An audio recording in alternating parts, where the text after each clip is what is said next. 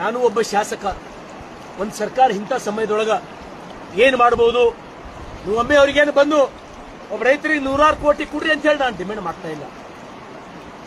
ಪಕ್ಕದ ಮಹಾರಾಷ್ಟ್ರದ ಮುಖ್ಯಮಂತ್ರಿಗಳು ಬಂದು ನೋಡ್ಲತ್ತಾರ, ಅಲ್ಲಿಂದೆಲ್ಲ ಮಂತ್ರಿಗಳು ಬಂದು ನೋಡ್ಲತ್ತಾರ. ನಮ್ಮ ಭಾಗದ ಮಂತ್ರಿಗಳಿಗೆ ಏನಾಗ್ಯದ? ಒಬ್ಬರು ಯಾಕೆ ಬರ್ತಾ ಇಲ್ಲ? ಸಂಬಂಧಪಟ್ಟಂತ ಸಚಿವರು ಯಾಕೆ ಬರ್ತಾ ಇಲ್ಲ? ಕಂದಾಯ ಸಚಿವರು ಯಾಕೆ ಬರ್ತಾ ಇಲ್ಲ? ಕೃಷಿ ಮಂತ್ರಿಗಳು ಯಾಕೆ ಬರ್ತಾ ಇಲ್ಲ? ಅದು ನನ್ನ ಪ್ರಶ್ನೆ ಇದೆ. ತಾವು ನೋಡಿರ್ಬೋದು, ನನಗೆ ಈಗಾಗಲೇ ಹಾವು ಕೂಡ ನನಗೆ ಹಾಯ್ದು ಹೋಗಿದ್ದು. ಸೋಪಿಕರ್ ಸರ್ ನನಗೆ ಜಸ್ಟ್ ಹಾಯ್ದು ಟಚ್ ಮಾಡಿ ಹೋಯ್ತು ಹಾವು.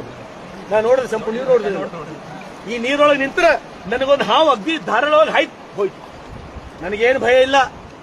ನನಗೆ ತೋರಿಸ್ಬೇಕು ನನ್ನ ಜನರು ರೈತರು ಯಾವ ಕಷ್ಟದಾಗ್ರ ಅಂತ ಹೇಳಿ. ನಂಗೆ ಎಷ್ಟೋ ಜನ ನಾನು ಮಾತಾಡ್ತಕ್ಕಂಥ ಸಮಯದಲ್ಲಿ ಒಳಗೆ ಹೋಗ್ಬೇಡಪ್ಪ, ಹಾವು ಬಿ ಬರ್ಬೋದು, ಏನು ಬರ್ಬೋದು, ಇವನು ಮೊಸಳಿನೂ ಬರ್ತಾವ ಇಂಥ ಸಮಯದೊಳಗೆ ಅಂತ ಹೇಳ. ನನಗೇನು ಚಿಂತೆ ಇಲ್ಲ. ನನ್ನ ಭಾಗದ ರೈತರ ಜನರ ಆಶೀರ್ವಾದದ ನನಗೆ ಹಾವೇನು ಮೊಸಳೇನು ಏನು ಮಾಡಲ್ಲ ಅಂತಕ್ಕಂಥ ನನಗೆ ಆತ್ಮವಿಶ್ವಾಸ. ನಾನು ಪ್ರಯತ್ನ ಮಾಡ್ತೇನೆ ನನ್ನ ರೈತರಿಗೆ ಉಳಿಸಲಿಕ್ಕಾಗಿ.